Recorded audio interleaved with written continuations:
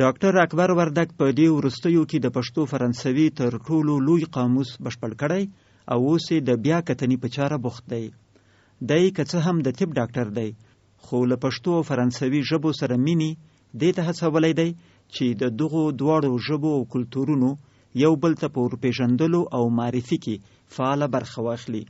ډاکټر اکبر وردګ له تیرو 26 کلونو په فرانسه کې اوسي. د په دې موده کې د 2 نورو قاموسونو په برابرولو کې هم برخه اخیستې ده، چې یو یې پښتو فرانسوي قاموس دی چې 12,000 لغتونه لري، او بل د شاوخوا 20,000 لغتونو فرانسوي پښتو قاموس دی.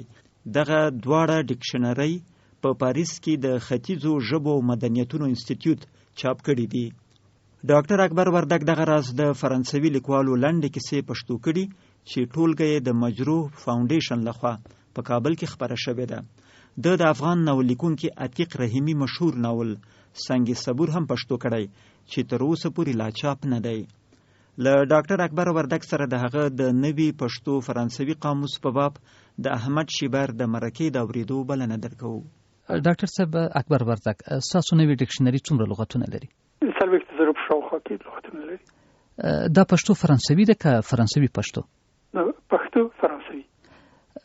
څنګه تشریحي قاموس دی او کنه دی؟ نه، دوه ژبیزه قاموس دی. په دوه ژبیزه قاموس کې ما هڅه کړې ده چې د پښتو لغت معادل فرانسوي لغت پیدا کړم، او کوم نه دی موندلی بیا مې تعریف کړی. د کلماتو تلفظ مو راخیستی دی؟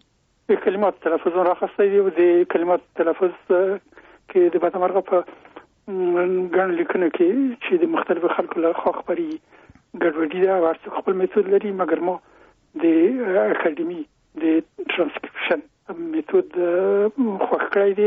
ځینې ډېر واړه تغییرات مې پکې راوستلي چې البته حاضر یم چې د تغییراتو نه د دفاع په برخه کې تشریحات ورکړی شم. څه تغییرات هم پکې راوستي؟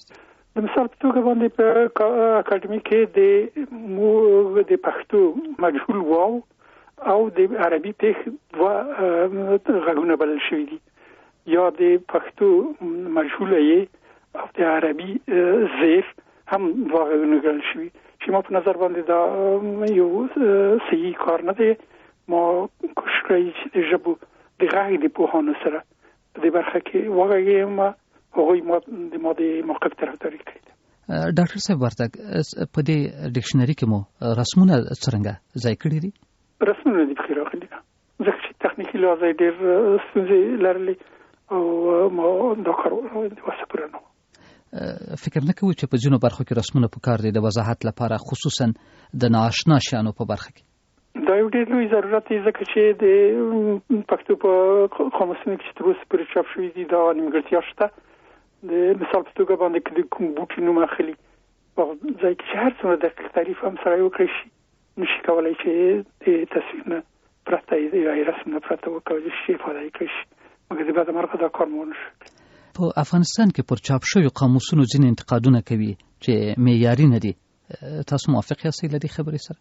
په دې کې هېڅ شک نشته چې هر کار چې لومړی کې نیمګړتیاوې به لري، مګر وروسته به د راتلونکو چاپونو کې سمونونه پکې راځي، او زه داسې هیله لرم چې ورو ورو به هغه تېروتنې چې په قاموسونو کې اوس پرې لیدل کېږي شي سمې شي، او یو وخت به داسې وخت راورسي چې سر په سر کړو د اعتبار وړ. ډاکټر صاحب، څه پکې معیاري نه دي که په مشخص ډول یې ووایې د افغانستان په قاموسونو کې؟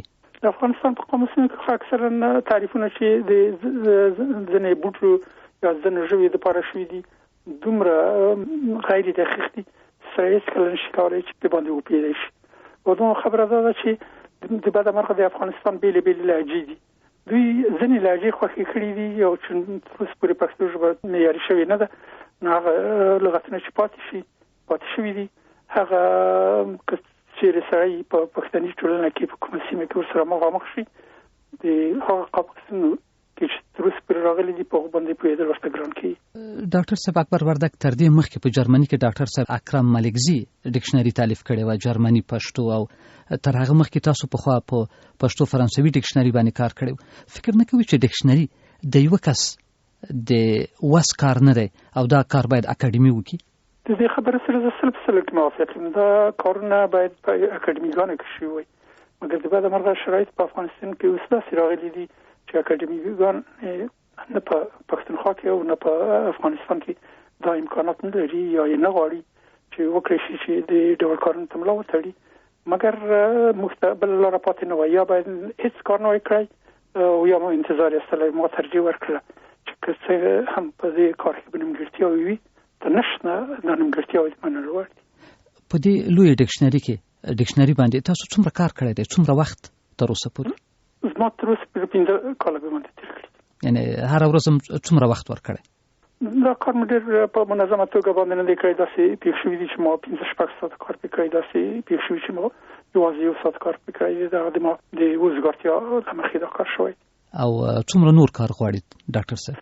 اوس نور کار خلاص دی. یوازې د سره په باندې راګرځم چې ځنې تېروتنې پکې شوي وي او یا ځنې نور سمونونه چې ورته اړتیا موجوده وي هغه سم کړم. مګر همدا سوال استاد دی چې هغه مؤسسې چې د ختیځو مدنیتونو ژبو مؤسسه ده چې د سربند پوهنتون یو جز ګڼل کېږي، دا کار تصویب کړي چې هغه له مخې نه د چاپ چارې سمبال شي. تاسو ویل چې په فرانسې کې هم له دې سره مینه ساسې پښتو ډکشنری چاپ شي. څرنګه افغان پیژندنه په فرانسې کې څرنګه ده؟ خبره خو داسې ده چې د تېر شو کالو په شاوخوا کې پښتو ورو د اکاډمیکو محافلونو راوتلې ده او ګڼ شمېر ژورنالیستان د خیري ښېګڼو د موسیقي کارکوونکي او ځینې ورځپاڼې لیکونکي دې ته علاقمند شوي دي چې پښتو زده کړي او لږ تر هغه کې بشپړه زده نه کړي. ځینې همدا ټکي وپوهېدی شي. مګر زه داسې فکر کوم چې په راتلونکي وختو کې به لا نور هم د ډول کتابونو ته ضرورت زیات شي، ځکه چې تر اوسه پورې خو د فرانسې د دولت تماس د افغانانو سره یوازې په نظامي چارې کوو او د هغو اوږد مدت تړونونو له مخې نه چې په نږدې وختو کې د فرانسې او د افغانستان د دولتونو ترمنځ امضا شوې ده. فرانسه په ګڼ شمېر کلتوري، زراعتي، علمي څانګو کې د افغانانو سره مرسته کوي، نو دوی تماس د عام افغانانو سره اضافه کوي. نو له دې امله د داسې ډول کتاب ته ضرورت ډېر احساسېده او له دې امله ملا ورته وتړله چې دا ډول یو کتاب ولیکم.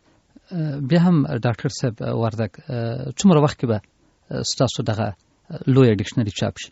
زه خو داسې تمه لرم چې دا په څو میاشتو کې چاپ شي. خبره دا ده چې اداري چارې همیشه پیچلې وي. په تېره فرانسه کې نه هر وخت چې سوربون د پوهنتون اداري مؤسسات کار تصویب کړي، په فرانسه کې د اسانتیاوې شته چې کله کوم ناشر ته سړی کتاب وروسپاري په یوه هفته کې راچاپ کړي. بس هیله لري چې بیا هم کارونه به ژر خلاص شي؟ زه خو داسې توقع لرم چې په 3-4 میاشتو کې باید دا کار خلاص شي. بس په دې هیله ډاکټر صاحب کور ودان مننه.